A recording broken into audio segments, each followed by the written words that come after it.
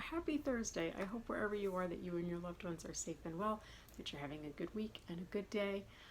I am starting this way later than I anticipated that I would. That's okay though.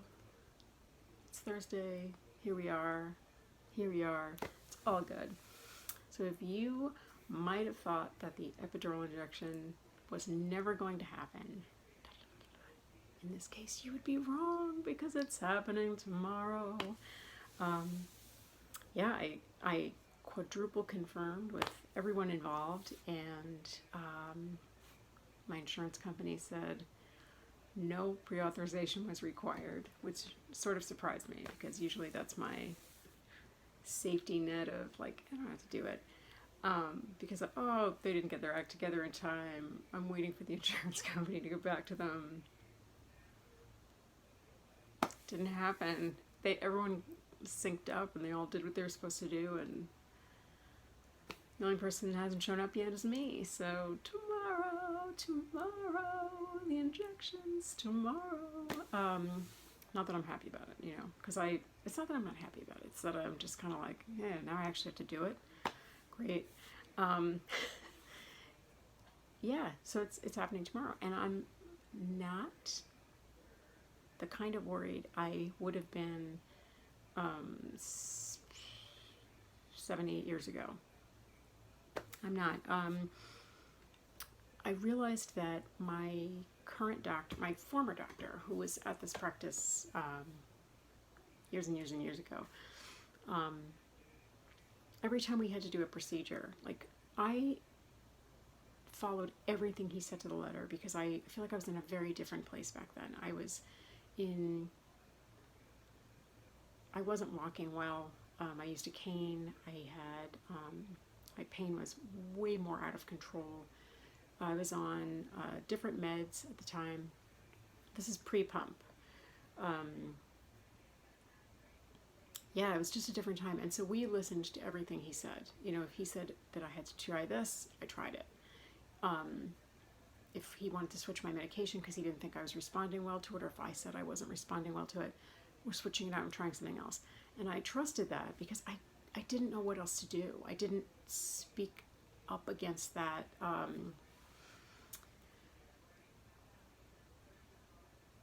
He was the absolute, word, and that was the end of it. And it wasn't necessarily a bad thing, but it was like, I would not do that now. I would not just go along, with anything my doctor said, as he well knows, because I pretty much like, give me the pro and con arguments for what you want me to do. Now I'm just in a different place.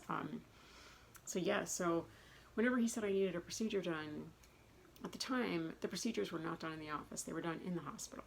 And when he went to do one of my epidurals, it was really bad, and it was very painful. They didn't give me enough local, and it wasn't a good situation. And at my follow-up, a little while, like a couple of weeks later, a couple of patients and I got to talking, and they said, well, why don't you do it under light anesthesia? So I was like, wait, what? I didn't even know that was an option. He was kind of annoyed that they told me that, because I went into the exam room and I'm like, wait, I could have done that under light anesthesia? And he just looked like, who told you that? And so from then on, much to his dismay, I was out for all the procedures that he did for me, except for the stupid radio frequency ablation, which was, we all know how that went and why it's never happening again. But yeah, so it was way more involved to do it that way, and I think like I wouldn't do it that way now. But that's where I was then. That's what I needed to get through all of these procedures. So they would, put me under like a light, I guess like an IV anesthetic, and then bring me out pretty soon after it was done, because I was so like, I can't even describe it because I don't feel like I am that way anymore, but I feel like I was so like, so much anxiety over all of the procedures he had me do. But I trusted him, and I trusted the process and what I was supposed to be doing for it and with it, and but now, and I remember we didn't have the friendly banter, and I'm a chatty person, I'm a talky person, I can't help it. When I'm nervous, it's 100 times worse. I can't help it. So when I'm in a doctor's office and no one's talking or whatever, it makes me uncomfortable because I'm like, what are you reading in my chart that, you're all just sitting there silently or whatever. And so the nurse and I would be talking, or, I don't have that kind of banter. I didn't have that kind of banter relationship with him. I have that with my current doctor. And it's nice because it's like you want to have some sort of friendly exchange with the person that's, potentially going to stick needles in your back, but or prescribe your medications. And I remember my old doctor once, it's almost like he slipped. He mentioned his family, and I was thinking, wow, you're telling me about your family? And he had 2 kids, and one of them started piano lessons, and I remember the next visit I said, oh, how is your son's piano lessons going? How are your son's piano lessons going? And he looked at me like, you remember that? Like, he couldn't believe it. So he kind of warmed to the topic at that point. And when they left for camp, and then I saw him after camp was over, I was like, oh, did they enjoy camp?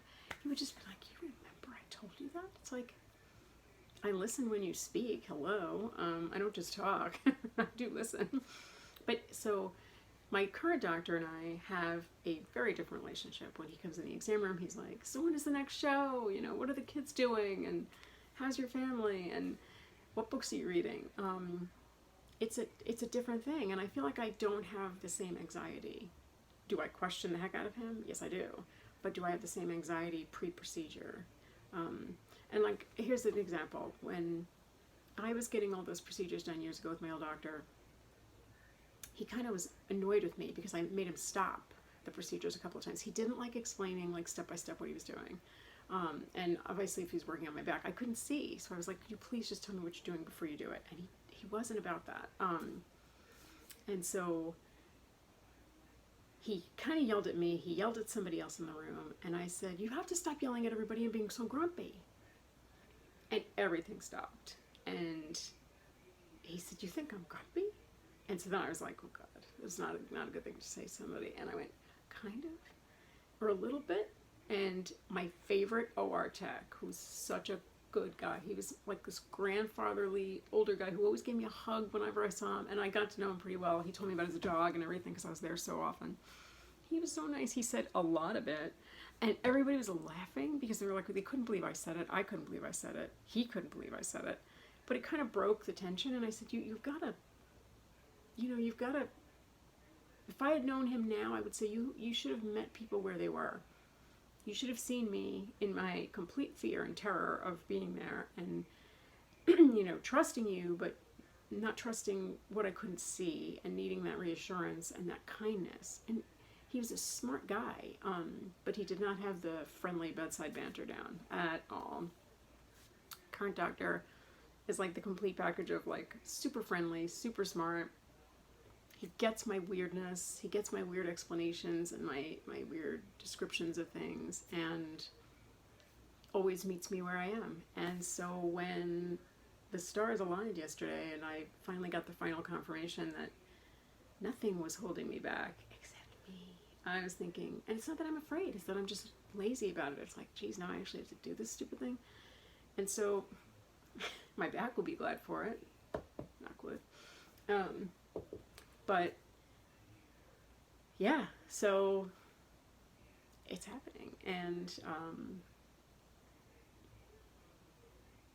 hopefully this time tomorrow it'll be done, and I will, my back will be doing better, and it's just like, okay, here we are.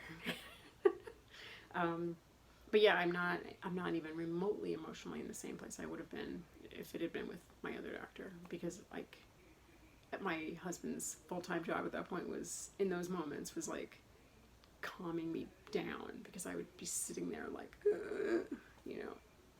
barely holding it together. And now I'm just, I don't feel like I'm in the same space in a good way. I feel like I'm in a very different place, and I'm glad of that, because it's like, doing that whole big procedural thing back then and being asleep for it is what I needed back then. I guess that's where I was. And so if I met the me of then, I'd probably give her a hug and just say, you know, calm down a little bit. Just calm down and trust a little bit. And but I don't think she would have listened. She wouldn't have, actually. She would have been like, okay, whatever. But yeah, so I'll try to do an update tomorrow afternoon and you know, confirm it. But as of tonight, it's happening, and we'll get the show on the road. My amazing t-shirt today is from one of my favorite paranormal YouTube channels, The Haunted Side. It says that on the back. Through their investigations, Jason and Patrick, when they do not fake evidence and all that stuff, but when they do hear things, if it's like a banging of a door or rock falling from the ceiling or something potentially paranormal, they always say, what was that? And their other shirt, which I still want to get, is, did you hear that? And every time they say it, it's like you could put a counter on how many times you hear them saying one of these things. But they're great investigators, and they're fun to watch, and they just do a great job. So if you're into paranormal investigations and you, like I am, most of my YouTube follows are paranormal shows, but The Haunted Side is a great show. The other show, Jason, Patrick McQuarrie and Jason Spencer, they do, Jason does the Cemetery Road also, which is a beautiful channel dedicated to taking you through cemeteries and looking at the beautiful headstones. It's very respectful, really cool. I happen to love cemeteries. I love walking through them and seeing the old stones and the dates and the names, and I think you're probably thinking she's total weirdo. I am not. I especially love historical cemeteries, so it is nice. But it's really cool. So check them out. Check out The Haunted Side. Check out Cemetery Road. And I'll dial it back into the blog. The blog is just about done. I mean, this is like, this day, it's like being caught in the Matrix. That's what I feel like this week has been like thus far. It's only Thursday, so we'll see what happens. But yeah, it's been a bit of a Matrix week. And when I'm almost done with the blog, just the peace and painlessness is left to be signed. I kind of have to wonder, what did I forget? Because clearly I forgot something, that it was that easy to just rattle it off. But anyway, I guess I'll find out tomorrow. Hopefully I haven't deleted it. No, seriously, I hope I haven't deleted it. Anyway, I hope wherever you are that you have a low pain, no pain, low aggravation, no aggravation kind of a day, kind of week, kind of weekend, because that's what we hope for and that's what we deserve. I hope that you are all in safe spaces. And there's so much happening in the world this week and around our country. Be safe, wear a mask, get a vaccine if you can, and take care of each other and yourselves. And I will see you tomorrow via the blog and next week for another video. Bye. Be well.